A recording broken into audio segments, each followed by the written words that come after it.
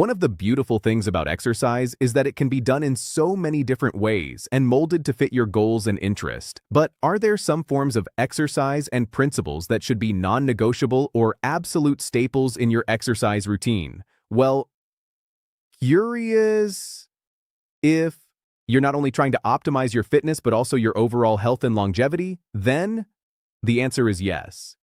So, in today's video, we're going to discuss some of these incredible health and fitness benefits that comes with this form of exercise. And this will help us why almost everyone should consider it. And of course, we'll talk about how to do this form of training and how to incorporate it into your weekly routine. We'll also have a little bit of a fun discussion dispelling some of the myths around lactic acid and what lactic acid actually does to your muscles. Excited? It's going to be an awesome one. So, let's do this.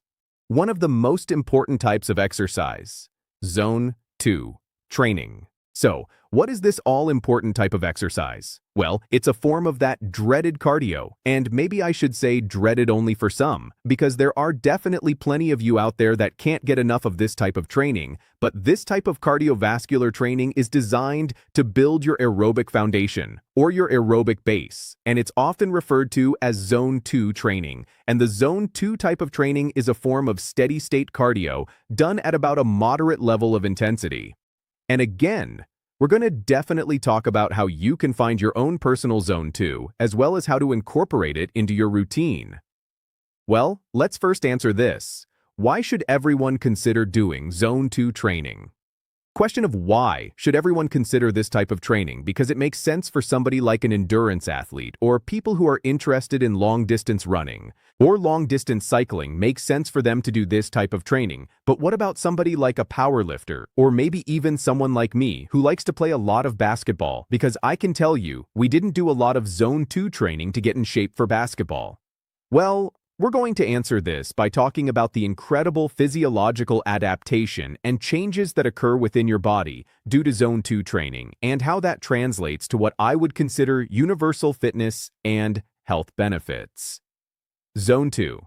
Training will benefits to the heart and muscles. Slow twitch versus fast twitch, strengthen the muscle of the heart, which obviously will help to improve fitness. And this can also lead to improvements in resting heart rate, as well as even blood pressure, which that can help to reduce your overall risk of cardiovascular conditions over the long term. Zone 2 training also has an amazing effect on your muscles. Specifically, the slow twitch muscle cells, or the slow twitch muscle fibers. Now, watch this, before you've likely heard us talk about slow twitch versus fast switch muscle fibers, and even some of the intermediate fibers. But if you're new to this, let me give you a quick synopsis on fiber type. If you were to look at a whole muscle, you would see that it was made up of thousands and thousands of muscle cells, or muscle fibers, and some of those muscle fibers will be classified as slow twitch, and these would be fatigue resistant. Think of them as your endurance-type fibers, because they utilize oxygen or more aerobically based, whereas the fast-twitch fibers don't utilize as much oxygen, are more anaerobically based, but they can contract with more velocity, produce more force, but they tap out quicker, meaning they don't have as much fatigue resistance, and activities that would engage your fast-twitch fibers are things like sprinting, jumping, or even heavy resistance training. And it's actually good we brought up the fast twitch fibers, because again, we're talking about why should everyone consider this type of training, especially if Zone 2 is mostly going to cause physiological adaptations directly with the slow twitch. Well, we're going to make the case that developing those slow twitch fibers through Zone 2 training is going to also have some indirect benefits for these fast twitch fibers. Consistent Zone 2 training helps to promote the development of new, improving blood flow by increasing the number of capillaries, which are tiny exchange vessels that exchange nutrients and waste products between the bloodstream and the tissues. And muscle tissue would be included in this. So think we're literally growing more of these tiny tubes or tiny capillaries. They're going to penetrate into the muscle tissue, bringing in more blood and more oxygen, which those slow twitch muscle fibers are going to be more than happy to gobble up that extra oxygen during those aerobic activities. And you could see how that could improve fitness. Not only can we bring in more oxygen, but if we have more capillaries and more blood, we can bring in more of other substances like fats and carbohydrates, which could be utilized to create the energy currency of our muscle cells, or muscle fibers, that ATP. And fat is going to be more important in just a second, because we're going to talk about how Zone 2 primarily utilizes is fat, but bringing in more carbs can also be beneficial to those fast-twitch muscle fibers, because they primarily utilize glucose, or carbohydrate. And so, you can see that's one of our indirect benefits to the fast-twitch fibers through this Zone 2 training. Now, we also want to think it's not just about bringing in more substances to the muscle tissue. With this increased capillarization, it's also about being able to more effectively pull things out and away from the muscles. Things like metabolic byproducts. So, for more effective at removing metabolic byproducts from the muscle that could benefit any of the muscle fiber types. And my favorite physiological benefit that occurs with Zone 2 training is that increasing the size and number of mitochondrial metabolic efficiency. The mitochondria within the slow-twitch muscle fibers will increase in size, and therefore their work capacity becoming more efficient, plus the overall total number of mitochondria will increase in those slow-twitch muscle fibers. And all of us who have taken biology are probably trained to think mitochondria, powerhouse of the cell, because it creates ATP in the presence of oxygen, and that is absolutely true. And from an exercise perspective, again, we're just building more upon this. We've increased the blood flow already. We've increased the amount of oxygen we can bring in, and now that oxygen can be funneled into more mitochondria and creating more ATP, which would increase our fitness and our work capacity, but improving on an increasing. The mitochondria is more than just about improving our fitness and work capacity. There are tremendous metabolic long-term benefits that occur from developing mitochondria that can help reduce our risk of conditions that plague our society, and I'm definitely going to talk about those in just a second. But first, I do need to clear some things up with lactic acid. Misconceptions about lactic acid. Lactate. Lactic acid is a metabolic byproduct from a form of anaerobic metabolism called anaerobic glycolysis. And maybe you've heard of anaerobic glycolysis before, but as the name implies, this is when the cell, or in this case, the muscle fiber would break down glucose to form ATP in the absence of oxygen, and in general, as exercise intensity increases, this would cause the muscle fibers to rely more on anaerobic glycolysis, and would therefore result in a buildup or an accumulation of more lactic acid within the muscle fibers. There are two things that we need to address or clarify with lactic acid. One is that lactic acid, under physiological conditions, primarily exist as lactate in our bodies. Yes, you could likely get away with using lactic acid and lactate interchangeably, as most people in the exercise physiology know what you're talking about, but they technically are different because as you're going through anaerobic glycolysis and building up lactic acid, it actually quickly dissociates into lactate and the hydrogen ion. And it's that hydrogen ion that contributes to the acidity that's building up within the muscle fiber, and this acidity does need to be dealt with, because this could potentially impair or slow the overall function of the muscle fiber and this buildup of lactic acid, or what we should more appropriately say lactate. And the hydrogen ion can sometimes give lactate a little bit of a bad rap or mischaracterize it, which is the second thing we need to address. Lactate is sometimes referred to as a metabolic waste product. Yes, we have to manage the accumulating levels that can occur during exercise, but it's not like it's this toxic substance that our body is trying to rid itself of or excrete. It is a metabolic byproduct because we're going to find that when oxygen becomes more readily available, again, say like when you decrease your intensity, or maybe there's some cells or tissues that are close by to those exercising muscles that have more oxygen available, what we're going to see is that that lactate can be transported into the mitochondria to make more ATP. How lactic acid, lactate, builds up in the muscles during exercise. So let's use an exercise example to illustrate how cool this is. Let's say we start off exercising at a light to moderate intensity, and at that level of intensity, we should have enough oxygen available to produce ATP for our working muscles through mostly aerobic pathways, which means we're primarily going to be recruiting those slow-twitch muscle fibers and mostly using fat in the mitochondria as our energy source, But as we increase the intensity, let's say we're jogging and we increase our running speed, or this could even be applied to certain weight training scenarios. Maybe we're doing multiple repetitions of heavy squats. The point is, we're increasing the intensity, and as we increase that intensity, we're going to have to start recruiting some of those fast-twitch muscle fibers and starting to shift to more of those anaerobic pathways, like anaerobic glycolysis, and we know that we can only maintain a certain level of intensity for a certain amount of time. The higher the intensity, the less amount of time that we can sustain it for before we either have to back off, slow down, or even just rest. And what's happening is we're depleting our ATP while we're accumulating more lactate. So, what is our body going to do about this? Zone 2. Training helps you process lactate more efficiently. Jux increased fitness. So, you'll likely notice that when you pull back from a bout of high-intensity exercise or enter this rest and recovery phase that you'll be breathing heavy.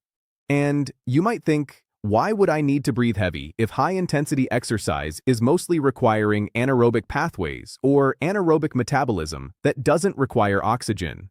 Well, it's not like the aerobic pathways just shut down.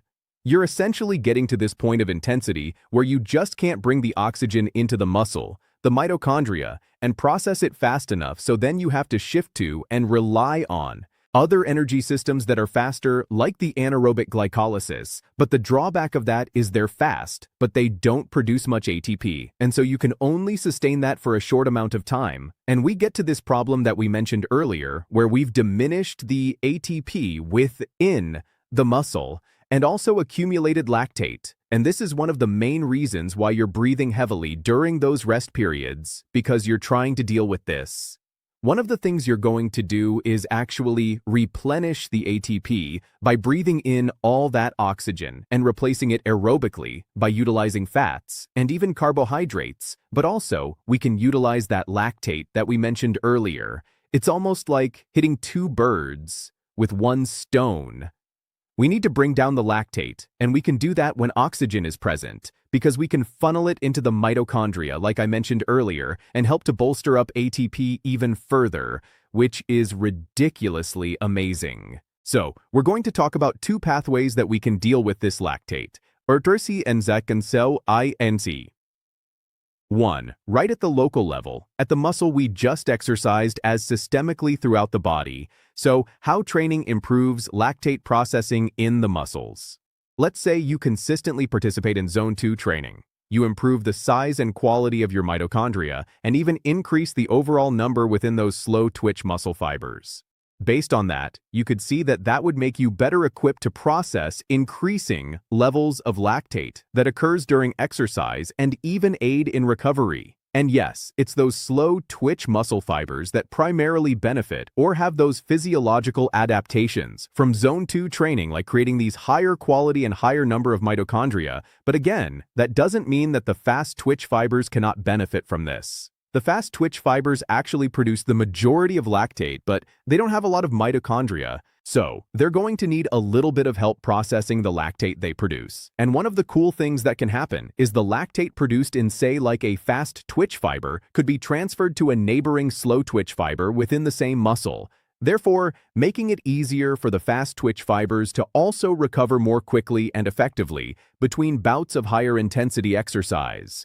Now, there are going to be limitations to this, and what I mean by that is limitations. How training improves lactate processing in your heart and liver, on how much lactate we can process at the local level within that actual muscle. Yes, if somebody is more fit and they have higher quality and a greater number of mitochondria, they could process more of that lactate, but eventually, no matter who you are, you'll get to a point where it's too much and you'll get some spillover. And what we mean by spillover is when that excess lactate that can't be processed in the muscle alone will spill over and move into the bloodstream, and you can actually measure lactate levels going up as exercise intensity increases. I actually have a lactate meter at home where I can poke my finger, get a little blood, and see what my lactate levels are at. And that's one way to figure out your Zone 2. We'll get into that in just a second, but once it's in the bloodstream, you now have the ability to have multiple other cells and tissues help you process this lactate. And one of those is the amazing heart. And yes, I'm a little ashamed of this because we are in an anatomy lab and I tried to draw a real heart, just didn't work well. So this is what we get, but the amazing heart has these cardiac muscle fibers that also can improve their mitochondrial number and their quality through consistent training, and so that lactate can go into the muscle. Cells of the heart get into the mitochondria of the heart muscle fibers and make more ATP. We can also send that lactate the liver. Now, the liver does something a little different. Instead of funneling it into mitochondria and creating more ATP out of it, it will actually convert that lactate into glucose through a process called gluconeogenesis, which is pretty beneficial because that can help maintain blood glucose levels, and that glucose could be utilized later on for future production of ATP. So, how do you actually do Zone 2 training and find your own personal Zone 2? Well, at Finding Your Zone 2. How to do this. Type of training. The beginning of the video, we mentioned Zone 2 is a form of steady-state cardio done at a moderate intensity, and that steady state is important. When you're doing Zone 2 training, you don't want to be bouncing between the different training zones or different training intensities and just average it out to Zone 2. You actually want to stay just within that Zone 2 throughout the duration of the exercise session, and that will give you the most physiological benefits and adaptations. Now, if you've never heard of the different training zones, that's okay.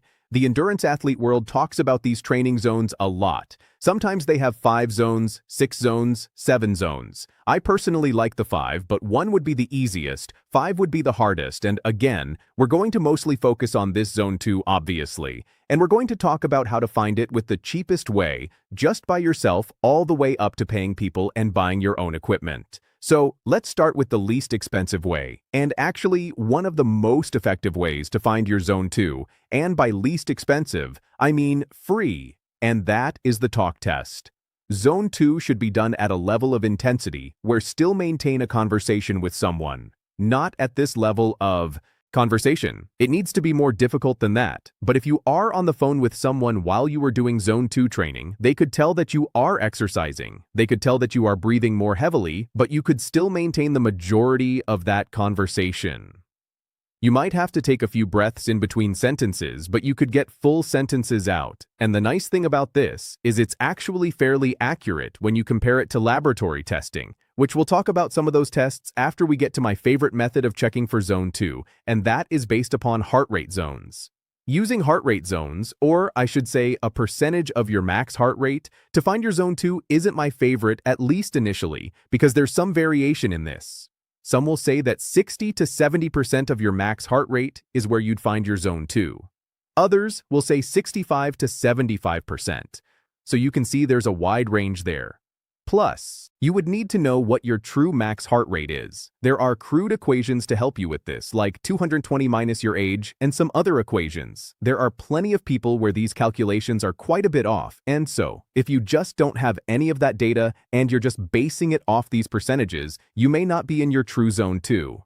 Now, if you were to go to a lab and find your actual max heart rate, that could start to narrow it down and make this way of finding your Zone 2 a little bit more accurate. But taking it a step further to the next testing method to get what we call lactate testing is even better. Lactate testing is when you test the amount of lactate in your blood, and we know that Zone 2 occurs at a blood lactate level of about 1.9 to 2.0 millimoles. So you'd want to stay in that 1.9 to 2.0 range throughout the duration of your exercise. Now, are you going to go to a professional lab and have this done, or you're going to buy your own blood lactate meter? Those are questions you would have to answer for yourself, but the limitation of going to a professional lab is, it would tell you your blood lactate on that day, in that moment, and you could correlate your 2.0 or your 1.9 or 2.0 with the heart rate that it occurred at. And you could use that as somewhat of a training protocol, but lactate levels can change and vary from day to day. For example, if you're more fatigued, you had a really intense exercise week, you're more fatigued, that could change your blood lactate level and how it correlates with your heart rate, and even improvements in fitness could change this a little bit. So the most accurate way, you could maybe even consider it the craziest way, $300 to $400 crazy, I guess. Because that's what lactate meter would cost, and you could just test yourself while you're exercising in Zone 2 periodically throughout the week. And just to reiterate, if you're just starting out with the Zone 2 training, How to incorporate Zone 2. Training into your workout routine. That talk test is a really good place to start. I've actually done some nerdy testing on my own where I've run in Zone 2 while talking and just trying to see if I can stay in it doing the talk test. And I've used my lactate meter alongside with it. And actually, it's pretty close to that 2 millimole. So, good place to start. And then, if you're using wearables with heart rate monitors, you can start to narrow in about that range of where your heart rate would be with your Zone 2. But one of the things you're probably also wondering is frequency. How often should I be doing this? Well, when people are first starting off and they haven't done much exercise at all, we try to get them to at least 1 to 2 hours, starting off with the ideal of them getting to 3 to 4 hours a week. I like to at least get 4 hours a week, and then the next question is, people sometimes say, well, can I lump that time into 1 or 2 sessions? Especially if they're starting out that 1 to 2 hour range. And if that's all you're going to give me is like 1 to 2 days a week, then we would definitely take it. But the ideal way of doing this for the maximum physiological changes and benefits would be to spread it out throughout the week with 45-minute to 60-minute sessions about 3 to 4 days a week. Now, clearly Zone 2 training isn't the only form of training that would be recommended if someone's concerned about their overall fitness, health, and longevity. You'd want to incorporate strength training as well, and ideally, even adding one higher intensity cardio day, like a VO2 max day that we've actually done a video on, and we'll link that to this video. And people who are just concerned about this overall general health, fitness, and longevity, and they're just wanting to have good strength, good cardiovascular fitness. You can get a pretty good split by doing, say, like 3 weight training or strength training days, 3 cardio days, and you can almost have your cardio and strength training on different days. But if you're throwing a VO2 max session in there as well, sometimes you're going to have to double up some of the cardio and the strength training on the same day. Now, if you were to do a workout where you did like strength at the beginning and your Zone 2 right after it, or vice versa, would you make gains in both of those areas if you consistently maintained your routine over the long term? Absolutely, but if you're one of those that's extremely concerned about maximizing your strength gains, and maybe even hypertrophy training, getting a little bit bigger then, it would be best if you actually separated the workouts by a few hours, or at least maybe you did your strength training in the morning and your cardio training later afternoon.